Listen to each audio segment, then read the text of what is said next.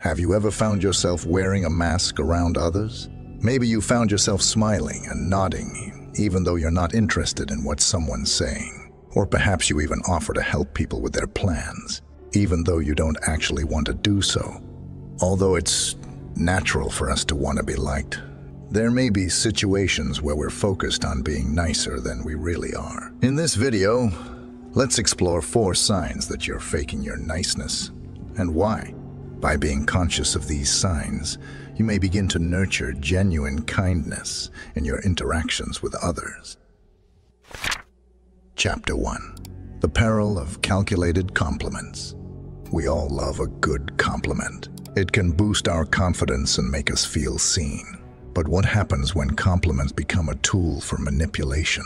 Lavishing someone with excessive praise, especially when it feels insincere, can be a sign of verbal bribery. You might be hoping to gain something in return, like a favor or a positive response. This calculated approach to compliments cheapens their power. Genuine compliments focus on the other person's well-being. They highlight a quality or achievement you truly admire. Imagine a friend who aced a presentation.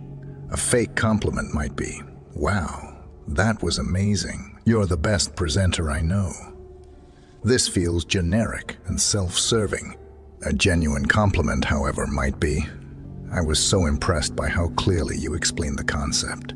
It made it really easy to understand." This is specific, sincere, and uplifting. Ask yourself, are your compliments uplifting the other person, or are they serving a hidden agenda? By being mindful of your motivations, you can ensure your compliments land with authenticity. This not only strengthens your relationships, but also allows you to appreciate others more fully. Chapter 2. The Teflon Trap. Imagine yourself in a group discussion.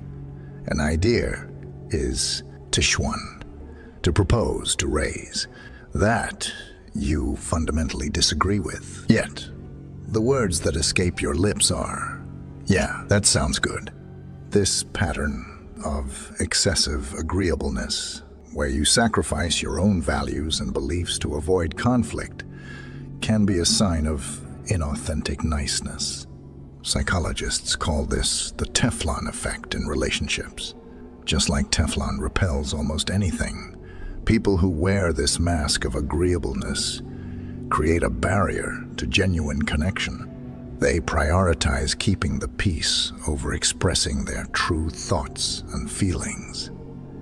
This can lead to a sense of inauthenticity and a lack of depth in your interactions.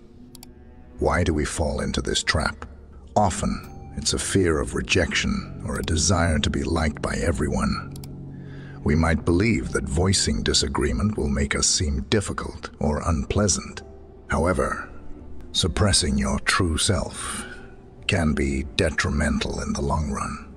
It can lead to frustration, resentment, and a feeling of being unheard. The key lies in finding a balance.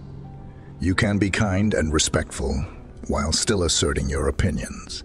Instead of simply agreeing, try phrases like, "That's an interesting perspective. Here's another way to look at it." Or, "I appreciate your point, but I have some concerns about it." This allows for a more constructive and authentic conversation. By moving beyond the Teflon trap, you open yourself up to richer and more meaningful connections. Remember, true friendships and relationships are built on mutual respect and the ability to have honest conversations, even when there's disagreement.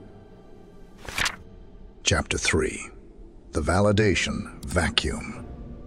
Imagine scrolling through social media and seeing a friend's post about a personal loss. A pang of sympathy hits you, and you fire off a quick message. "So sorry to hear that. Let me know if you need anything." But deep down, a voice whispers, "Will they even respond?" This knee-jerk reaction to seek validation through displays of niceness can be a sign of inauthenticity. Psychologist Karen Hall explains this as a yearning for constant validation, a need for everyone to agree with you and approve of your actions. However, validation doesn't equate to universal agreement. It simply means being acknowledged and heard, regardless of whether someone shares your opinion. So, how can you tell the difference between genuine kindness and a veiled attempt at validation? Consider the depth of your empathy. Are you reaching out because you truly care about your friends' well-being? Or is it because you fear their disapproval if you don't? Dr. Hall highlights the difference between empathy and performative niceness. Performative niceness is all about outward displays of kindness, often without genuine intention or follow-through. It's about boosting your own self-image rather than truly supporting someone in their time of need.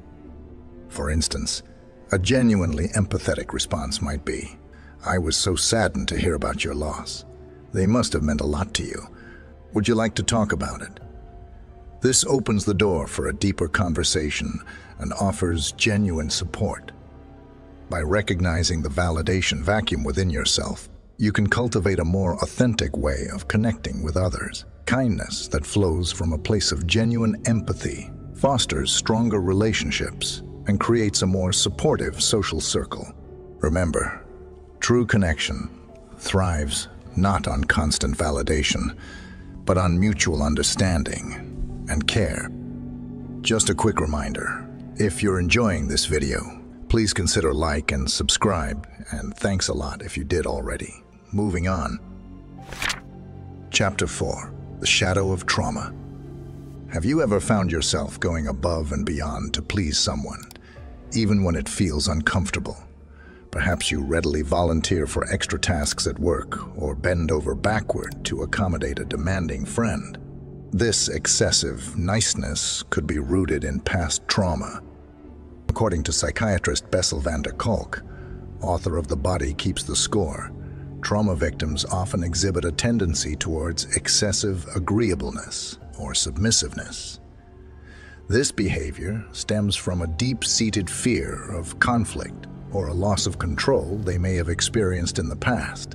By constantly striving to be agreeable and helpful, they hope to avoid triggering similar feelings of vulnerability. However, this constant state of people-pleasing can be emotionally draining and ultimately inauthentic.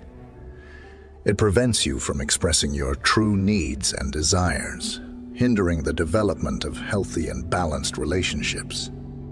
Another reason for masking vulnerability with niceness can be the fear of rejection.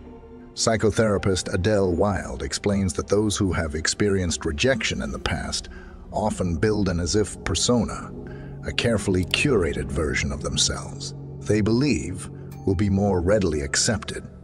This fear can lead to a constant state of self-editing, where they meticulously control their words and actions to avoid disapproval. Low self-esteem can also play a role. Researchers Larry and Kowalski note that individuals with low self-esteem often crave external validation and approval. They might believe that excessive niceness will strengthen their social bonds and shield them from rejection. However, this approach can backfire, creating superficial connections devoid of genuine intimacy. The path to overcoming this pattern lies in self-compassion and understanding. By acknowledging the underlying trauma or fear, you can begin to dismantle the mask of niceness. Therapy can be a valuable tool in this process, providing a safe space to explore past experiences and develop healthier coping mechanisms. Remember, true connection thrives on vulnerability and authenticity. When you allow yourself to be seen, flaws and all, you open yourself up to deeper and more meaningful relationships. Building self-confidence and learning to communicate your needs assertively will empower you to navigate social interactions with greater authenticity.